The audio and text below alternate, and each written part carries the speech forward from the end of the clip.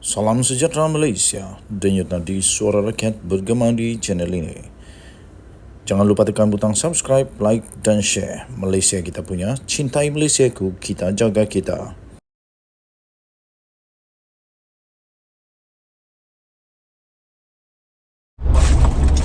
Salam sejahtera Malaysia, denyut nadi suara rakyat bergema di channel ini. Tup tap, Tun Mahathir dilantik sebagai Perdana Menteri kepada 4 negeri PAS. Wah, ini soalan yang cukup besar untuk dijawab.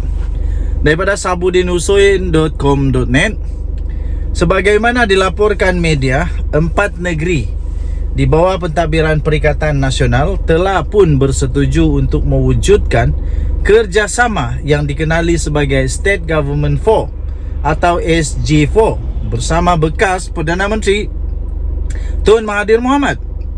Menteri Besar Terengganu Ahmad Samsuri Mokhtar dipetik sebagai berkata, 4 menteri besar daripada PN iaitu Perlis, Kedah, Terengganu dan Kelantan akan membincangkan pelan tindakan selanjutnya bagi kumpulan SG4 itu.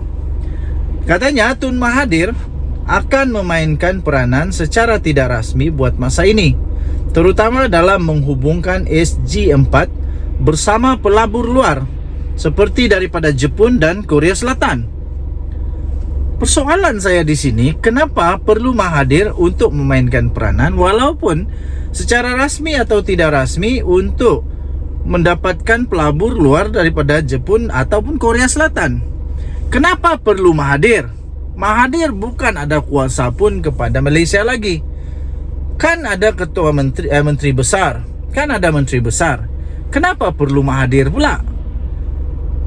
Mahathir bukan lagi ada kuasa. Dia tak ada kuasa langsung. Ditanya sama ada Tun Mahathir akan dilantik sebagai penasihat secara rasmi, Samsuri berkata ketika ini pihaknya hanya mendapatkan nasihat secara tidak rasmi dan akan melihat keperluan ke arah itu selepas ini. Saya heran juga ada penasihat rasmi dan tak rasmi. Kalau dia bukan penasihat rasmi, jadi dia penasihat apa? Lebih baik dia tak ada dalam kumpulan itu kalau begitu. Apa sebenarnya tujuan untuk ada Mahathir? Menurut Naib Presiden PAS itu lagi, SG4 itu akan memfokuskan isu seperti pertanian, industri, pelancongan dan lain-lain. Kerjasama sambil menambah, keempat negeri ini akan saling membantu antara satu sama lain. Dengan perkembangan terbaru ini adalah jelas bahwa Perikatan Nasional, khususnya PAS, semakin ingin menjauhkan diri daripada kerajaan pusat yang dipimpin oleh Datuk Seri Anwar Ibrahim. Bermula dengan peranan awal Tun Mahathir, iaitu hanya kononnya sebagai penasihat tidak rasmi untuk menarik pelabur dari Jepun dan Korea Selatan, tetapi lama-kelamaan akhirnya adalah diyakini peranan bekas Perdana Menteri itu akan semakin melebar lagi sehingga kemungkinan beliau boleh menjadi penasihat secara rasmi. Dengan itu kemungkinan beliau akhirnya akan dilantik secara rasmi sebagai penasihat khas kepada 4 negeri berkenaan adalah besar sekali. Tambahan lagi kerana Presiden PAS sendiri, Hadi Awang ternampak begitu meminati Tun Mahathir sejak kebelakangan ini dan sudah pun mengenepikan minatnya terhadap pengurusi PN sendiri, iaitu Mahyadin Mat Yassin sendiri. Betulkah Hadi Awang tidak lagi berminat dengan Mahyadin Yassin, sehingga setiap kali keluar saja berita tentang Hadi, mesti ada susulan tentang Mahathir? Okey, peranan sebagai penasihat khas itu nanti tentunya untuk menasihati keempat negeri berkenaan dalam hampir semua perkara. Kerana mengenali kebiasaan Tun Mahathir, apabila beliau berada di dalam suatu kedudukan itu, beliau pasti mahu menjadi seperti seorang ketua yang akan mengawal segala-galanya. Dalam erti kata lain, Tun Mahathir dengan jawatan penasihat khas secara rasmi itu nanti kalau dia betul-betul jadi penasihat rasmi, adalah tidak ubah seperti Perdana Menteri tidak rasmi kepada Kelantan, Terengganu, dan Kedah serta Perlis. Ialah nak jadi Perdana Menteri yang rasmi, tentulah tak boleh, sebab Tun Mahathir bukan berkedudukan pun sebagai ahli parlimen, malah tidak mempunyai parti sekarang ini, dan bertanding pun hilang deposit pada PR15 lalu.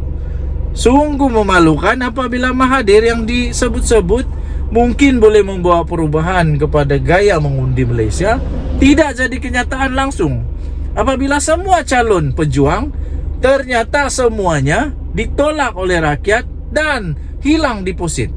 Namun demikian, perkembangan ini seharusnya juga memberi petunjuk kepada Anwar selaku Perdana Menteri dan Kerajaan Pusat agar berpada-pada dalam melayan permintaan negeri-negeri terbabit selepas ini. 4 negeri berkenaan sepertinya lebih ingin berdikari sekarang ini. Bahkan dengan memberi peranan kepada Tun Mahathir itu, seolah-olah PAS mahu terus bermusuhan dengan Kerajaan Pusat dari segi politik. Ini kerana Tun Mahathir memang seorang yang bukanlah seorang yang mahu berbaik dan membawa orang lain berbaik dengan Anwar. Tak ada. Sementara itu diharapkan Tun Mahathir mampu memberi idea dan menarik pelabur sehingga keempat-empat negeri berkenaan maju standing Selangor, Pulau Pinang atau Johor dalam tempo tidak terlalu lama selepas ini. Anwar dalam hal ini perlu memikirkan suatu kaedah khusus untuk menyalurkan bantuan keuangan daripada kerajaan pusat kepada kerajaan negeri-negeri itu.